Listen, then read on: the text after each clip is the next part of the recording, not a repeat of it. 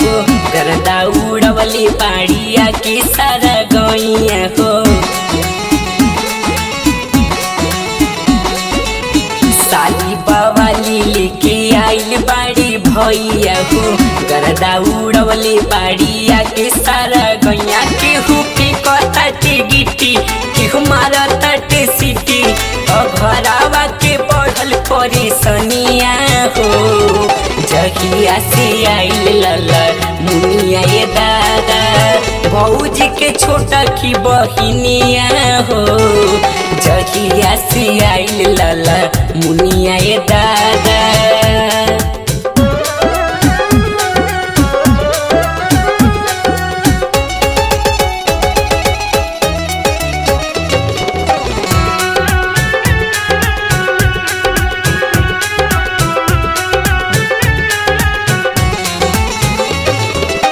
जो पना देखावा ताड़ी ओढ़नी गिराई की लागत कि ली जान हो।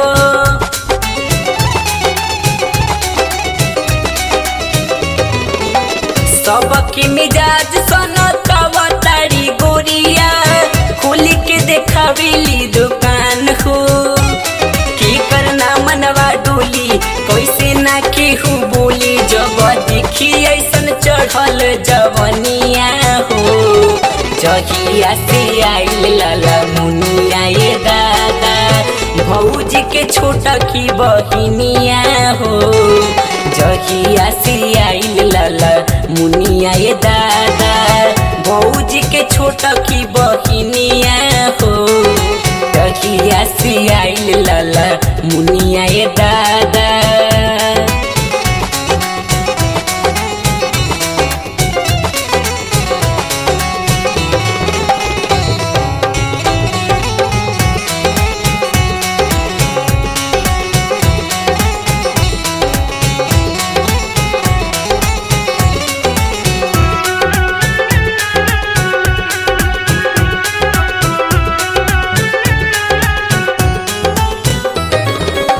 प्यार वाली चटनी चटावा तारी गोरिया घूमी घूमी लोई का सयान के।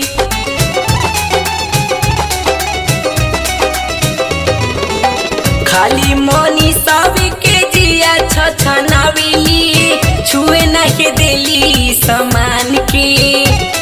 तरसा के हमके जाली छुअला पे देली गाली चाली चले जैसे चलेली मोरिनिया हो।